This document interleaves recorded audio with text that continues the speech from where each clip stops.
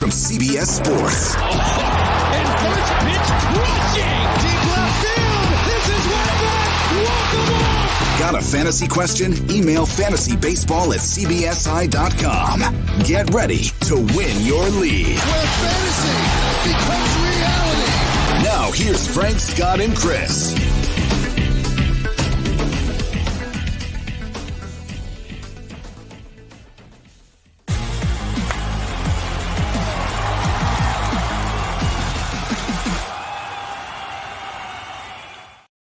It's mailbag time. Welcome into Fantasy Baseball today on Saturday, March 5th. I am Frank Stampfl, joined by Chris Towers. We have a bunch of your Apple Podcast questions, emails, and some fantasy justice later on. How's it going, Chris? Oh, here's the mail. It never fails. It makes me... Frank, is that one age appropriate for you? Are you aware of that one? Is that Blue's Clues? That is Blue's Clues. Yes. Very good. Very good. Yes. Did you I got very emotional at Steve from Blue's Clues return. I don't know if you saw that viral video that went out, but really got me. It's an important part of my childhood. I did see it. It was cool. I no chance I was as emotional about it as you were, Chris. Oh, well, I mean, that goes without saying. I'm an emotional guy. I get emotional at pretty much everything. I had a phase. I think I just go like in and out of those time periods of my life, but I'm sure it'll be returning sometime soon. Reminder, lots of emails coming in right now, so we apologize if we can't get to all of them, but I will point out that it is much more likely for us to get to your email if it's a short one. So try and keep it as succinct as possible. Yes, we do appreciate the details. So tell us how big your league is, what the keeper parameters are, whatever it might be, whatever details we need, but try and keep it as short as possible. That will definitely help us. Not only also, if you send us free stuff, bribery will always work. I won't say no. Chris likes beer. I like beer. Make it happen. I like lots of things. That's true. FantasyBaseball@cbsi.com, by the way. Yeah, that is the email. I probably should have pointed that out, but yeah, send some free stuff. Try and keep them short, and we'll get them here on the podcast, and I'll try to answer as many in my downtime as I possibly can. Let's get to some questions we didn't get to on last week's mailbag, Chris, and we'll start with this one from Gary. Dear Lucky, Dusty, and Ned. Oh, okay. I didn't know that one, but it's Three Amigos. I haven't seen that movie in a long time. I haven't seen Frank has never seen it. Ever. I am in a 12-team head-to-head categories 9x9 Dynasty League. Daily transactions. The additional categories are hits, total bases, I would guess that's walks. Walks and strikeouts. And then on the pitching side, quality starts, holds, whip, and K per 9. Start each position, right field, center field, left field, with additional infield, outfield, and utility spot. 2 pitchers, 3 relief pitchers, 5 starting pitchers, minimum 8 starts per week. 35 active players and 8 specs. Wow. I came in second place last year and have both Devers and Riley on my roster, and my position players are fairly stacked, led by Acuna, Trout, Freeman, Devers, Bogarts, Riley, and Judge. My pitching is the weaker side on my roster for Dynasty. Got DeGrom, Kevin Gausman, Luis Castillo, McCullers, Glasnow, and Severino. Doesn't sound that bad to me. Should I look at shopping Riley for a high-end pitcher, as I already have Rafael Devers? Well, I think Scott would give you a different answer, but Frank and I assume are on the same page here that Riley is a good sell high candidate in Dynasty. That doesn't mean he's not going to be good moving forward, but I do think there's a decent chance that this is the highest his Dynasty value is going to be, and so I have no problem trying to shop him. As for what kind of pitcher you're looking for, that's a harder question to answer, but I'm going to try to pull up Scott White's Dynasty rankings. Chris, I've got the perfect answer. I'm looking at ADP right now. They're similar ages. They both had some prospect pedigree. They're both on the rise. Riley for Sandy Alcantara. That's pretty good. Yeah, that I'm looking at Scott's Dynasty rankings right now, where he assigns like a point value based on age, current value, future value, and he's got Austin Riley and Sandy Alcantara for very similar values. He's got Julio Urias in that same range. He's got Lucas Giolito. So I think that's the range you're looking at, that kind of higher end SP2 range. Alcantara might be an SP1 for Frank or some people, but I think he's like 14 for me. All right, yeah, I think that makes a lot of sense. You've already got Rafael Devers, and I know that we've said some not so kind things about Austin Riley. I still think he's a really good player, and I Yeah. think he's going to be productive for fantasy. But this might be the time to sell high in dynasty. Yeah, there's a difference between what he did last season and what I think he's likely to do moving forward, which is like 260 to 270 with good power rather than, what he hit 304 last season, something like that. So yeah, it's mostly just that I think this is the right time to sell if you're going to, but it doesn't mean you have to. Correct. And just a little, I guess not a sneak peek. We're recording this on Thursday, but my Bust 2.0 is going to drop on Friday. It's already dropped by the time you're listening to this. Austin Riley is on the list, unfortunately. I did remove him from 2.0. He was in 1.0. He was not in 2.0, but yeah, I think he's more a case of overvalued than Correct. bust. I think is, I think there's a pretty good chance that I think there's a chance Nolan Arenado just busts. I think there's a chance that Nolan Arenado just takes a huge step backwards and just is like a Matt Chapman type season where he just really struggles across the board. It's harder to see that with Riley. Let's get into our next question here. This one's from Justin. Listening to the outfield preview had me looking at two players and comparing their stats. I know StatCast data isn't everything, but I can't help but look at these two players and understand why their difference is so vast. But as you can see, they are both outfield. Both are 29 years old as of this year. And for some reason, one is drafted almost 300 picks later. And he included a screenshot of both StatCast pages, and they were very similar. These two players are Max Kepler and Mookie Betts. Now, I understand that Mookie is a stud. I'm here for it, but I don't understand why Max is so lowly rated. Is it the splits, platoon, shifts? I don't think I think his 2019 season was the real Max, although his splits were a bit even, and I'm not sure he can reliably hit lefties. Either way, a guy who produces Mookie Betts level production for 400 to 450 at bats versus Mookie 600 isn't anything to scoff at. I just want Max to get some love. He's a really solid sleeper, in my opinion. What do you think, Chris? Well, I think one of the differences, there are a lot of similarities in their StatCast profiles. One thing that I would say is the charts that show up on StatCast, those like percentile rankings that have the little bar and the little red dot or the blue dot and all that, I think that's very visually appealing. And I think there are some uses, like in terms of like catching a glimpse or a snapshot of what a player did in the previous year. But one, it's just a snapshot of where that player was last season. And two, all of those categories are choices that the people who created baseballsavant.com made about what to show. And if you actually go through and look at it, there's a lot of double counting going on in that, average exit velocity and hard hit rate and barrel rate. There's like a lot of overlap. And those are basically all variations on how well does this guy hit the ball, and X slug and X woba and all those, like those all, you might have like, there's 9 of those categories or 7, I guess, if you're just looking at quality of contact.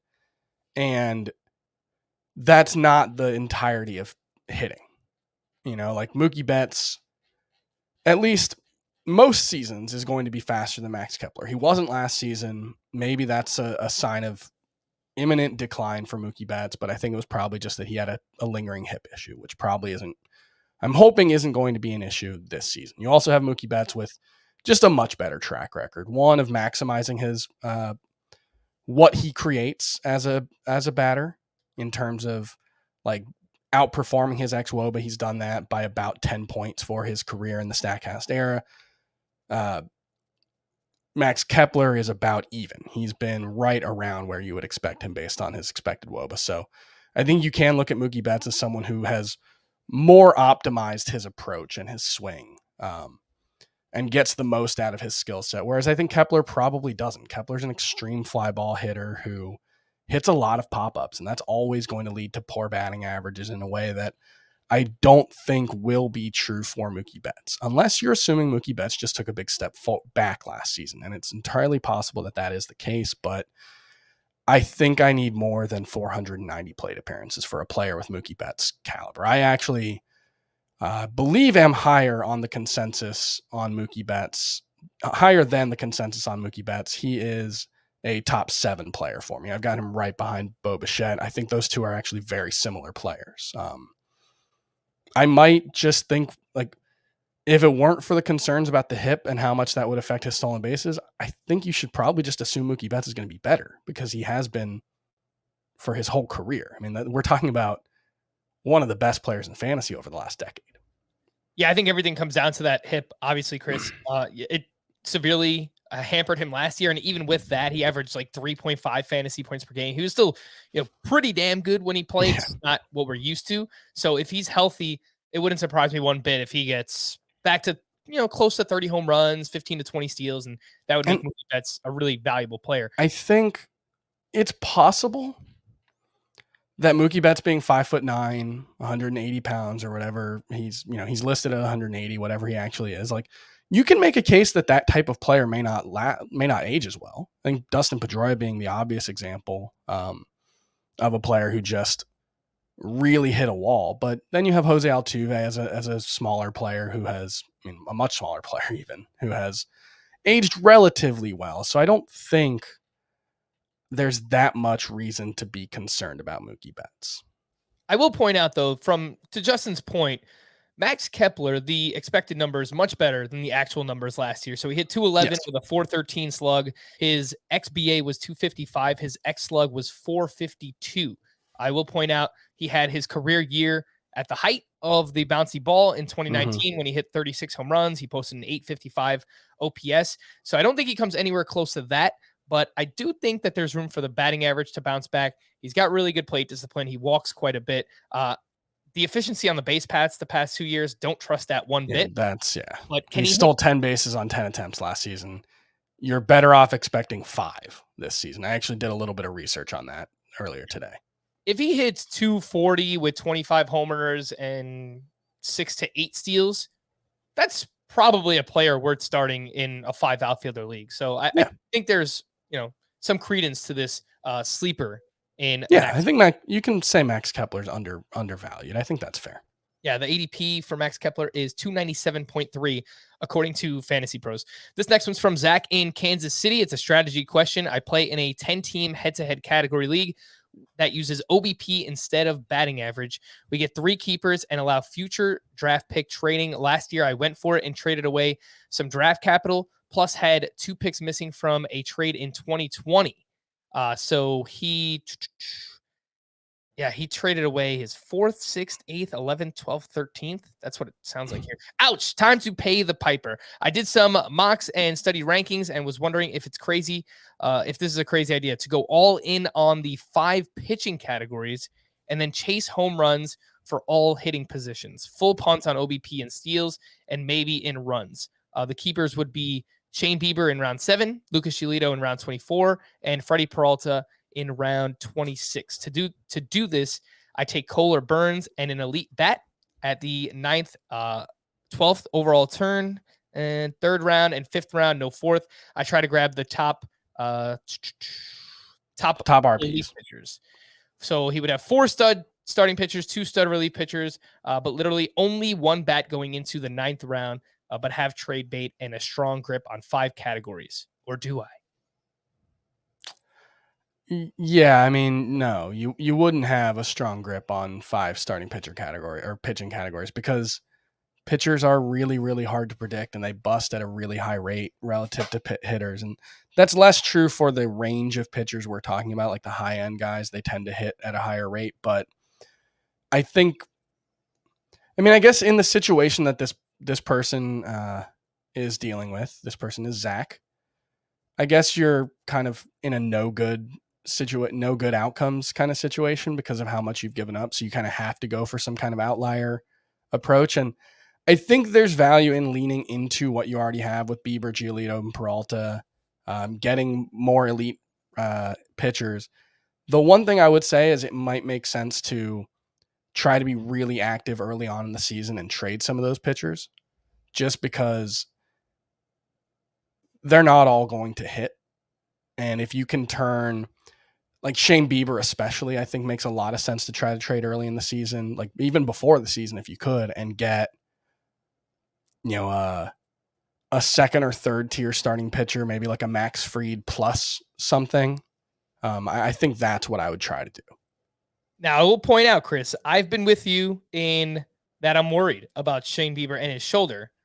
We heard from the source himself. Someone tweeted at Shane Bieber on Thursday and they asked, how's the shoulder doing? Are you going to be 100% whenever the season starts?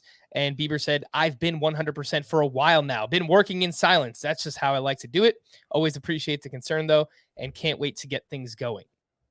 So, I mean, the question isn't, is Shane Bieber healthy in April? And this is something that I've said for a lot of these injury risk players, or, it's not a question of whether Shane Bieber's healthy right now or healthy in April. It's a question of whether he can get through 6 months of baseball, or, as is looking increasingly likely, 5 months of baseball, unfortunately.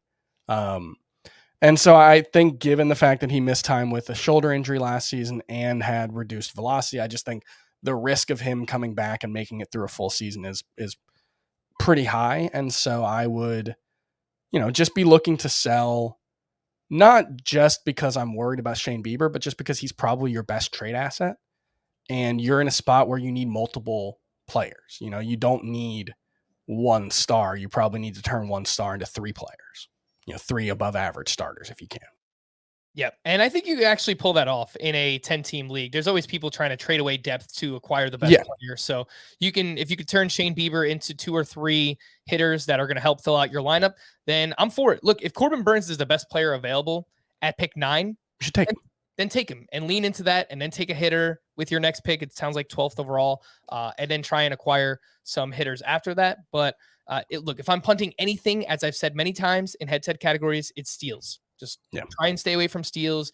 Try and load up on as many high OBP, big home run bats as you possibly can. Joey Gallo, Mike Trout. The nice thing about OBP, and I wrote about this in my Tout Wars review of my team on CBSSports.com, is OBP leagues give you more flexibility in the type of hitters you can go after. There are, I think, more. It's harder to get steals in an OBP league because the guys who steal bases tend to be bad OBP guys. Generally speaking, I think that's mostly true, except for like Miles Straw, I think would be the one big outlier there. Mm-hmm. But a lot of the all or nothing power hitters are still going to be at least passable in OBP, if not downright good. Like Joey Gallo figures to be pretty good in an OBP league, even if, he's hitting 210. So he's someone who goes from being outside of the top 100 to probably deserving to be a top 500 or top 50 pick in a OBP league. Yeah, so, I saw that in your draft. Joey Gallo went in the 6th round. And that's an OBP league. So you can argue, based on the Bat X in Fangraph's auction calculator, he's a top 25 hitter in that format. Yeah, no, his value changes drastically. Let's move on to some Apple Podcast review questions. This one's from Clemson Drew. Keeper question, 6x6 head-to-head category league, OBP instead of batting average, and offensive strikeouts as the 6th category. Quality starts instead of wins, and holds as the extra category on the pitching side. I can keep 5 guys. So far, I'm locked into Ohtani for $14, Mullins $16, Yordan Alvarez $11, Jonathan India for $7. I need one of these. Tyler O'Neill for $6, Joey Votto for $9, Sean Manaea for $6. It's a 5 outfielder league. Reminder, OBP instead of batting average. I think it's got to be Tyler O'Neill, right?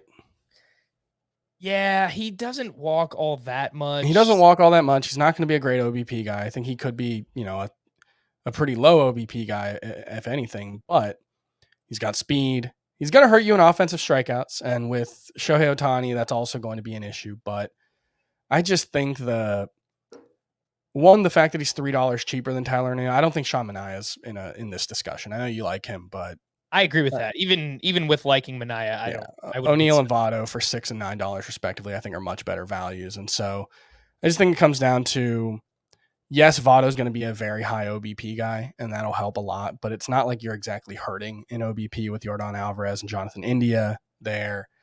And I think getting stolen bases is probably a little more valuable.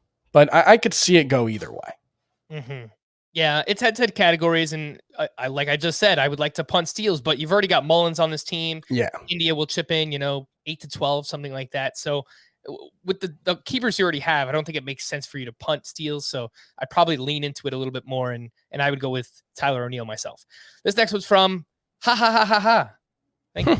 I'm a commissioner of a 12-team Roto League that has expanded to a 14-team head-to-head categories league in order to keep more people engaged, even if they have a slow start. This would be my first time being the commish of a head-to-head categories league and wanted to know what the standard, quote, minimums should be. My league's default setting is 10 innings pitched per week minimum. Seems kind of low. Should I increase it? And if so, what would make the most sense? It's 9 active pitchers per team.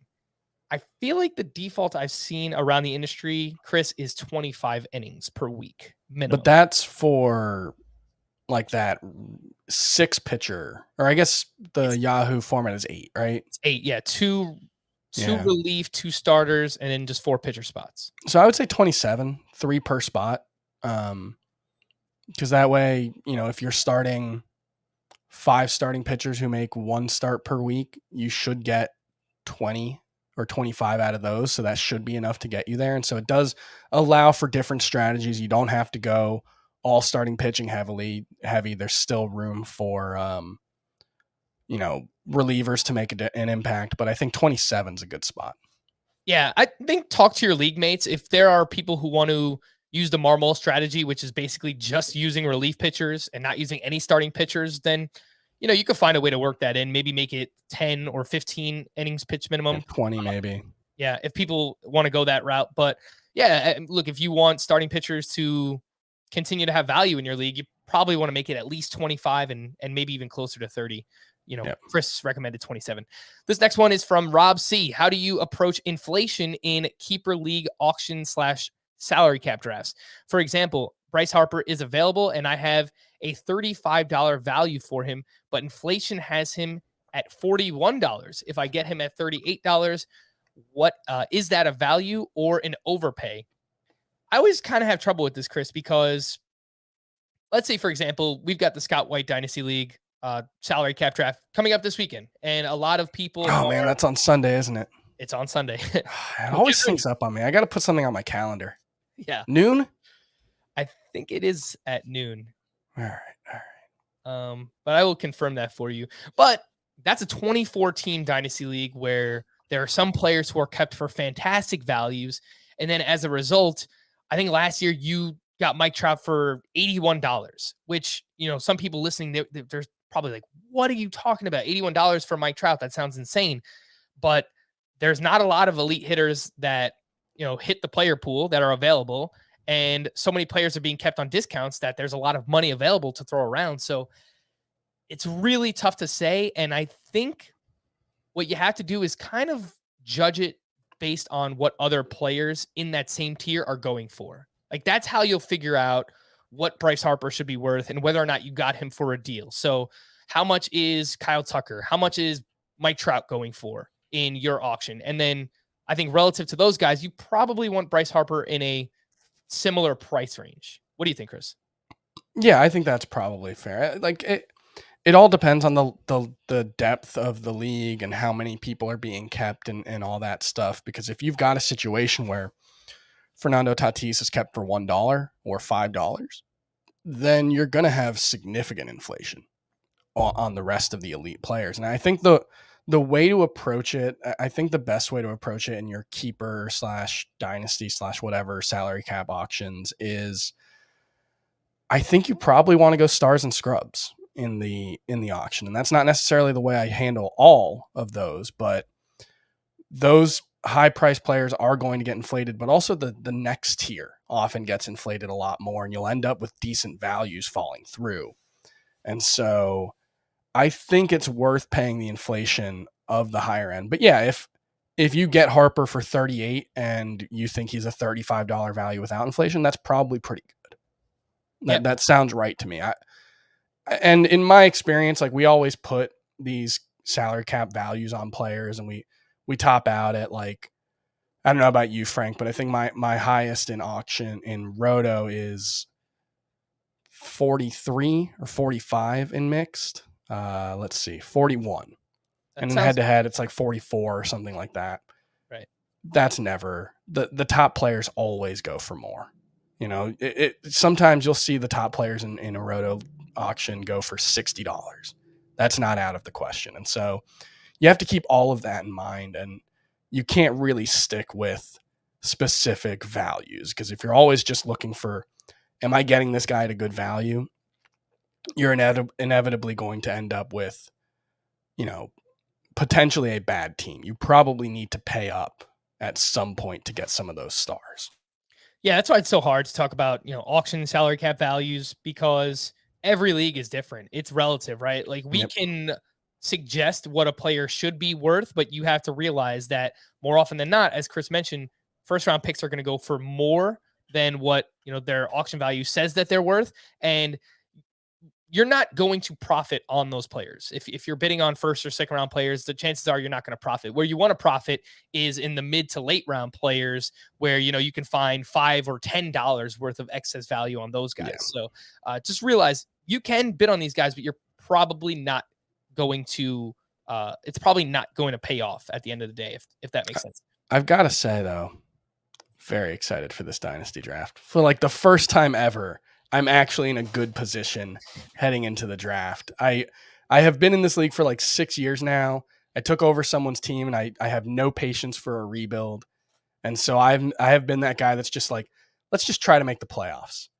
And so I've been like the guy who gets, last year I drafted Mike Trout and Freddie Freeman for like $150 total. And I actually did make the playoffs last year, but now I've actually got like almost a full pitching staff going into the draft. So I'm excited for this one. Which I've got like the 5th most amount of money too. And you know who has the most money, Chris? I would assume because you have no good players. I have no good players. My team stinks. So who knows? Maybe I'll take the approach that you had last year, and I'll go all in on. I mean, if you have the patience for it. You don't have, you seem to be able to control your impulses. So you, like last year, you actually did rebuild. You were willing to say, look, my team stinks. I'm going to rebuild. Go all in on Mike Trout or whoever the top free agents are, or I guess they'd be free agents, right? That's what we would call them. Yeah. Available players, I guess. And trade those guys. You don't need go get $60 Freddie Freeman. The group's not super great. It's like Trout and Freeman and what's the worst part is I have all this money and the pitchers available are brutal. It's like Darvish, Clayton Kershaw. Yeah. I think Kyle Hendricks is the 3rd best projected starter available. It's I've got Kershaw, Darvish, Will Smith, the pitcher, Jordan Romano, Zach Greinke. Oh, yikes. Yeah. It's probably not the best year to have all the money in the Scout White Dynasty League. No. We're going to take a quick break. When we return, we are going to get back into Apple Podcast questions here on Fantasy Baseball today. All right, Chris, let's try to get through these a little bit quicker, see how many questions we could actually get to. This one's from #Bringing Back the Sonics. The glove, Gary Payton. Let's do it. Keeper question. Each player moves up 1 round each year, can only keep for 3 years. 10-team head-to-head categories with runs, home runs, RBI, net steals, OPS, slugging. On the pitching side, quality starts, saves plus holds, K/9, innings pitched with a minimum of 35, ERA, and WHIP. Choose 3. Luis Robert in the 5th round for 1 more year. Corey Seager in the 6th round for 1 more year. The following players each have 2 years left. Trout in the 1st, Grandal in the 11th, Severino 23rd, Verlander 24th, Syndergaard 21st, Clevenger 24th, Montas 17th, Winker 24th, India 24th, Votto 24th. All right, lots of names there, Chris. Choose 3. I think Robert is the obvious answer in the 5th round. Seager in the 6th, like I think he's fine there, but I don't think you probably want to keep him at that price. I don't know if it's enough of a value. So I would go with Robert in the 5th, Verlander in the 24th. And I think either Votto or India in the 24th or 23rd, however it would work out if you have 2 guys in the same round. I would prefer Votto. I have him ranked higher, but obviously I know a lot of people have India higher. So yeah, it's a 10-team league, so you want as much impact as you could possibly get. Yeah. Trout's probably worth a first-round pick in an OPS league. Yeah. You have other strong values there. I agree with Robert. I agree with Verlander. I kind of like, even though I don't like Winker much this year, 24th round is pretty damn good for him too. Yeah, I think you're deciding between the Reds there. Mm-hmm. I'll go with India. I'll go Robert, Verlander, and India. But some really good options. This one's from Caliper. I think that's what that is. Sure. I'm in a 5x5 category league and can keep 2 players based on previous year's draft round / waiver ads. Who do you recommend? Zach Wheeler in the 7th, Robbie Ray in the 8th, Castellanos in the 8th, Will Smith, Dodgers for the 14th, Tyler Mahle in the 16th, Jake Cronenworth in the 20th. I think Will Smith is the obvious answer. And then I would go with Wheeler in the 7th over Ray in the 8th. Correct. I am with you. Wheeler and Will Smith. Let's do that. This one's from Nap51. AL only 15-team head-to-head categories. I never understand how people can play head-to-head leagues with odd amount of teams. Does that make sense? Anyway. Maybe you do all play, or maybe you just have a bye. One person's on bye every 15 weeks. I don't know. Keep as many as 9 players. Categories. Total bases, OBP, slug, and then the normal hitting categories. Pitching. You got strikeouts, quality starts, ERA, whip, K per 9, K to walks, saves plus holds, and home runs allowed. Definite keepers: Vlad, Jorge Polanco, Jared Kelenic, Garrett Cole, Robbie Ray, Logan Gilbert. Need 3: Nelson Cruz, Nathan Eovaldi, Sean Manaea, Frankie Montas, Tyler Glasnow, and if Bobby Witt starts the season with the Royals, I'll have to use a keeper on him to pull him up from my minor league squad. Which I would agree with doing. So I yes. Still choose your top 3, Chris, outside of Witt. So the one thought I had with this format, if you think about it, there's only 2 categories where starting pitchers have real like surplus value. If you think about it, it's strikeouts and quality starts. Because the other counting stat's going to hurt starting pitchers, home runs allowed, and everything else is a rate stat. ERA, whip, strikeouts per 9, walks to strikeout, or strikeout to walk, saves plus holds. Well, save plus holds is a counting stat that helps relievers. So I almost wish you had fewer pitchers to keep. Because like I don't know if I would keep Logan Gilbert. Even I guess it's an AL only and it's 15 teams, so like that makes sense. But I kind of would just want a bunch of relievers and then go hitter heavy. I think that's the ideal way to play in this league, Nap 51, if you're looking for some larger advice. But to answer the actual question, I think you're keeping Montas. I guess you would keep Glasnow with an eye on the future. And then Manaea over Eovaldi. And if you have to get rid of one of them, Manaea to keep Witt. Mm-hmm. I agree. I'm thinking about taking Nelson Cruz over Manaea as much as I like him, just so that you balance out how many hitter keepers you have versus pitcher keepers that you have. So I think I would go Montas, Glasnow, and Cruz. That also depends on how you're going to handle if Nelson Cruz signs with an NL team, which is entirely likely with the DH. So if you have to make that decision before we know and you still get his stats, then Nelson Cruz is a good answer. All right, here's the last Apple Podcast review that we have. A user named Brett and Lance. Chris, he left us 3 stars. Can you believe that? He left us 3 stars. Wow. And he wrote, quote, why the hate for all outfielders? My God, do you like any outfielders? Just listen to the outfield preview part 2. Sheesh. Maybe Schwarber had some love, but outside of that, you guys dissect and destroy too much. Well, we can only tell you what the numbers say. That's part of the job. But I'll make you a deal. Chris and I will each give you some outfielders that we like that are going after JD Martinez, because I remember that's where we started our outfield preview part 2. In turn, you boost that Apple Podcast rating. Yeah, go give us a 5. Give us 5 stars. Help us out, man. Come on, like we're churning out a lot of content. Help us out. All right, so for me, Chris, I'll let you look at ADP and you can figure out who you like. But I feel like we spoke about a few of these guys that we liked. I don't know. Maybe we were meaner towards some other players. Anyway, for me, Cody Bellinger, talked about him quite a bit. He was the player I loved on our Valentine's Day podcast. So I am in on the Bellinger bounce back. I like the price tag. Lourdes Gurriel, he's part of Breakouts 2.0, part of a great lineup, obviously, just needs to stay healthy. Jared Kelenic, I understand you can get Joe Adell later on your drafts. I feel like that's what Chris will say, but I still like the upside potential for Jared Kelenic. I think he can go, 25, 15 if everything breaks right with like a 250, 260 batting average. So I do like him.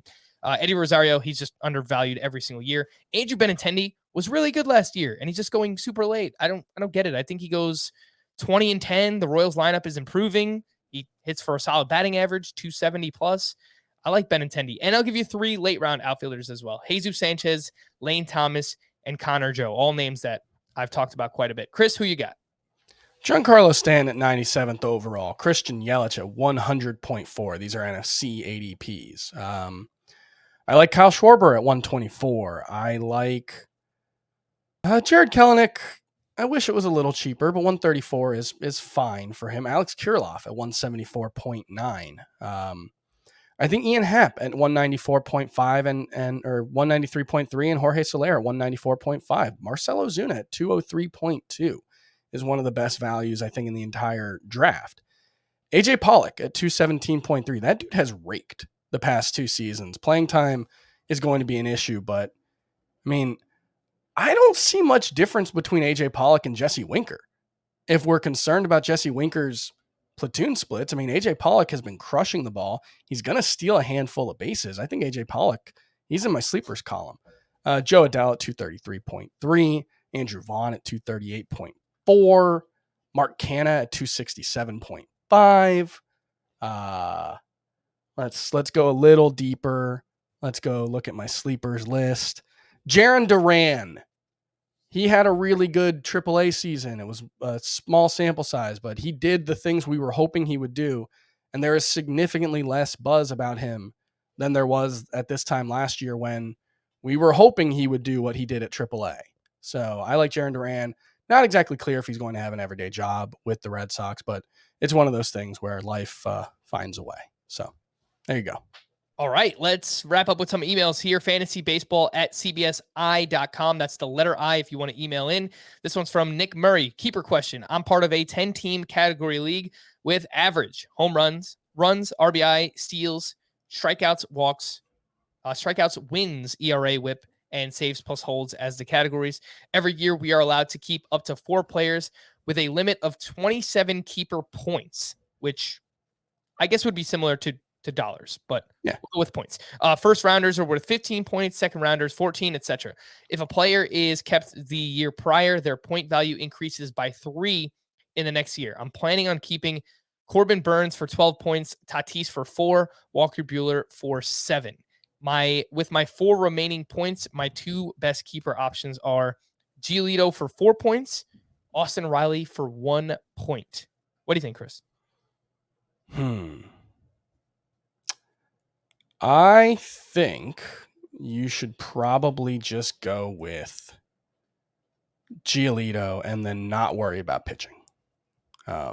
I think take Burns, Buehler, and Giolito and just don't get another pitcher until what would be like the 15th round range. I think you just focus on your offense. You've got Fernando Tatis, who I think is the best player in fantasy, to provide the base of your offense, and just go from there. Just hitting as hard as you can for a long time in the actual draft. Oh, man, this is close. Obviously, we've talked a lot about Austin Riley. We're not necessarily in on him at the cost, but you only get to keep him for 1 point here. And his ADP, he goes 4.5 picks after Lucas Giolito, and you're getting this 3-point discount. But the thing is, I don't think you get I don't think there's any value in spending fewer points. If I understand this correctly, you just have that 25 points, but they don't actually you don't lose a first rounder if you keep a first rounder, from what I understand of this. So the way this works out is it's just Giolito or Riley. I don't think the points matter there. Unless you want to keep the player for next season, yeah. Because they guess that's by fair. 3. So yeah. I hear you. I think I would go with Riley and go get 2 hitters and 2 pitchers to start. That's fair. You lock up third base and you don't really have to worry about it after that. But I think it comes down to I have Giolito 4 spots ahead of Riley or 5 spots ahead of Riley in my overall rankings. They're the same auction value, but I think that's what it comes down to. all right, this next one's from Blake. Dear Reggie, Raleigh, and Ricky. Those would be Oakland Athletics, Reggie Jackson, Raleigh Fingers, and Ricky Henderson. Correct. Are they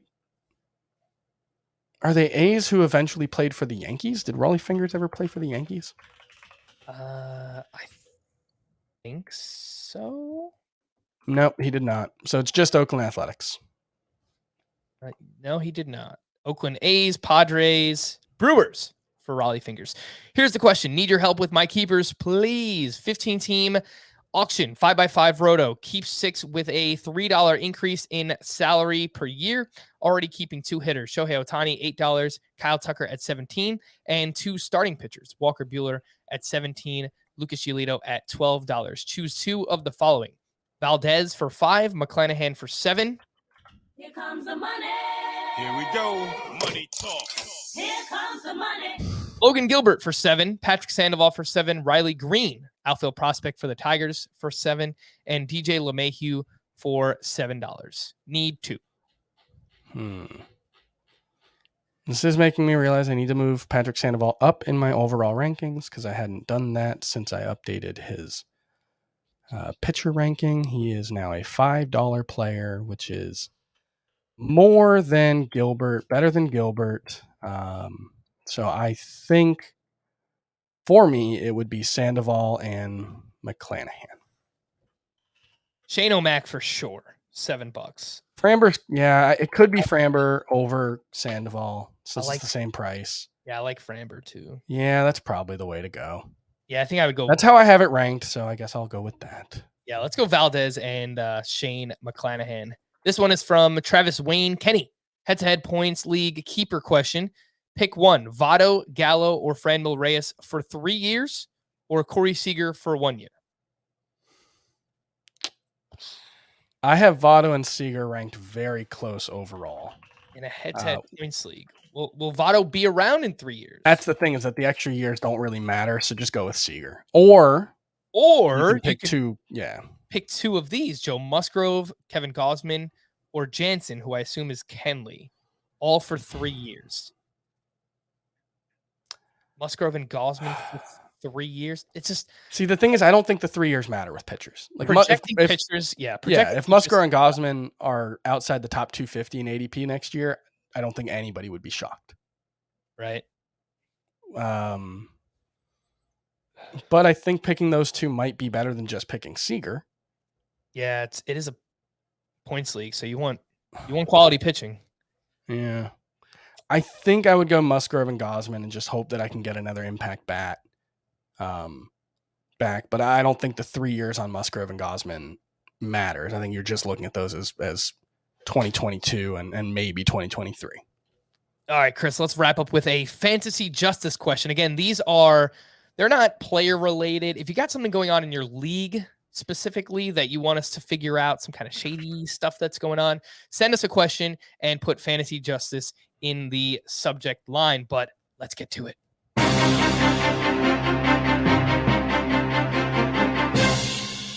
This one's from Rich Wood, writing you today about a fantasy league that I'm in that is currently embroiled in a trade philosophy crisis. We currently use the veto system in a 12-team league. The commissioner who has... I see your problem right there. Right there. The commissioner who has a team as well does not vote, and the parties involved in a trade do not vote, leaving 9 members that do vote. If 4 vote to veto the trade, it triggers a commissioner review. In this event, the commissioner, to his credit, does a lot of work. First, he discusses the trade with both parties, getting their point of view. After these conversations, he asks them if they would like to alter the deal or attempt to push it through as is. If they would like to push it through, he then breaks down the trade and how it benefits each side, at least in their view, and emails the breakdown to the rest of the league. After the email, he then conducts another vote from the 9 members who voted previously. If 5 people vote to let the trade go through, it passes. If not, it is vetoed for good.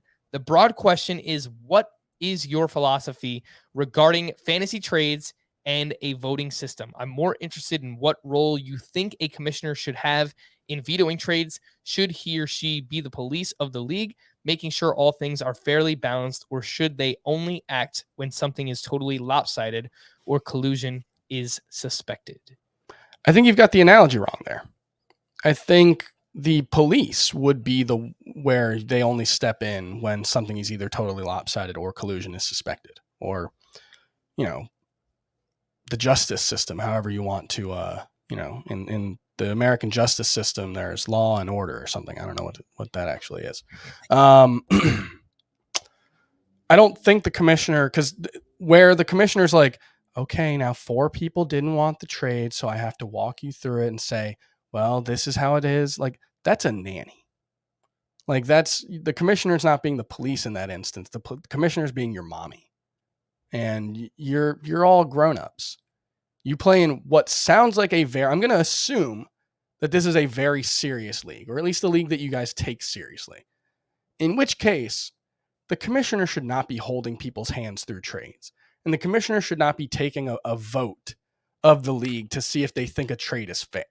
If the owners, the managers of the teams themselves believe that the trade is fair, that is all that matters. As long as they're acting in good faith. If they're not, if they're breaking rules or if they're colluding or doing something else, that's the only time the commissioner should step up. I think there are exceptions if you're talking about people who are new to fantasy, or if it's like there's not a serious league and people are just kind of doing whatever they want. If you have a new person in the league or somebody who's never played fantasy, all of those things, I think that's when the commissioner can, in good faith, say, hey, wait a minute, this person maybe didn't know what they were doing. But this sounds like a league that the commissioner puts a lot of work in. It sounds like you guys probably take it pretty seriously. And in that instance, I don't think the commissioner should be vetoing trades. I don't think we should be putting trades up to a vote. People should be trusted to make their own mistakes. And if someone screws up and makes a lopsided trade, but they meant to, and they did it in good faith, that's all that matters. Shout out to this commissioner, because Chris, in leagues where I'm the commissioner, I don't even want to set up the draft. Like, after that, I'm Being done. commissioner sucks. It sucks. It absolutely sucks. It's a thankless job too. It's like, and then if something happens that people don't like, they come to you and they complain. Man, shout out to this commissioner, because it sounds like you've already done more work in even one season than I've ever done in like all my seasons combined as a commissioner. I've got one league, my football league, with all my friends from my friends from the college newspaper, with a handful of CBS employees who have gone on to work there. And it's a pain. It sucks to be the commissioner of this league. We've got all kinds of rules that nobody really understands, and I always get questions about it. And we've got one guy, Igor Mello, who works for CBS Sports. I put him on blast every time we talk about it, because he's always that guy who is trying to find the loophole. He's the Daryl Morey of our league, or the Billy Bean. He's always trying to find that like loophole in the CBA that's like, well, you didn't specifically say I couldn't do this. And then we have to have this whole discussion and everybody yells. And so that league actually voted last year without me. I didn't campaign for this. I didn't ask for this. They voted to make the commissioner's entry fee 20% lower because of the extra work that you have to put in. Everybody else pays like, what would it be? It's a 14-team league, so everybody pays like 1.5% extra in entry fees, so that the commissioner pays $20 less. Which, again, I didn't ask for it. I don't mind it. Honestly, commissioners should get paid. There should be an extra fee. It's work for commissioners. Yeah, it's tough overall here. Chris, I agree with your breakdown of the situation. I don't think veto should be a thing in any type of fantasy sport. I don't think voting should be a thing. This voting, like, because what you get is the commissioner is supposed to be a disinterested party, or at least act as a disinterested party. And so they're only supposed to make moves if it's in the best interest of the league. Mm-hmm. Somebody made their team too good is not an issue that the commissioner should be looking at. And the people who are voting are going to be self-interested, and they're going to say, oh, well, that trade makes a good team better, so I'm going to veto it. And that's not how veto should work. Those veto are the worst. Collusion. Oh, those are the worst people, Chris. Yeah. It should be collusion or like incompetence. Yes. You should have You should have got to that person first. Yeah. You should have made a trade offer to that person first. You can't be mad at someone else if Mhm. they are getting the better end of a deal and they are bettering their team. That's what they're supposed to be doing in fantasy baseball. That is the worst possible way or worst possible reason to veto a trade ever. So I don't agree with vetoes. I don't think that they should exist. But in this situation, if there are fantasy managers that are being taken advantage of, then yes, you should probably talk to that person, maybe try and figure out like, all right, maybe fantasy isn't for you, or just trying to make them realize like, or just help them through it. And like, hey, here's what you got wrong. Here's like that kind of stuff I'm fine with. I'm fine with the commissioner. Like it should all be under the assumption of good faith. And the only time that commissioners should step in and veto is when there's bad faith involved, when someone's obviously taking advantage of someone who doesn't know what they're doing, or if there's a collusion or something like that. Otherwise, let people run their dang teams. 1000%. Fantasy justice has been served.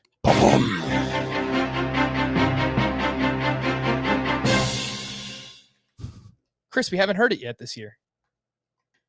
At the end of Fantasy Justice. Gallo. Oh, no, different thing? You don't remember what we used to do last year? At the end There you go. We finally go. We're going to wrap there. For Chris, I am Frank. Thank you all for listening and watching this mailbag edition of Fantasy Baseball Today. We'll be back again on Monday. Bye-bye.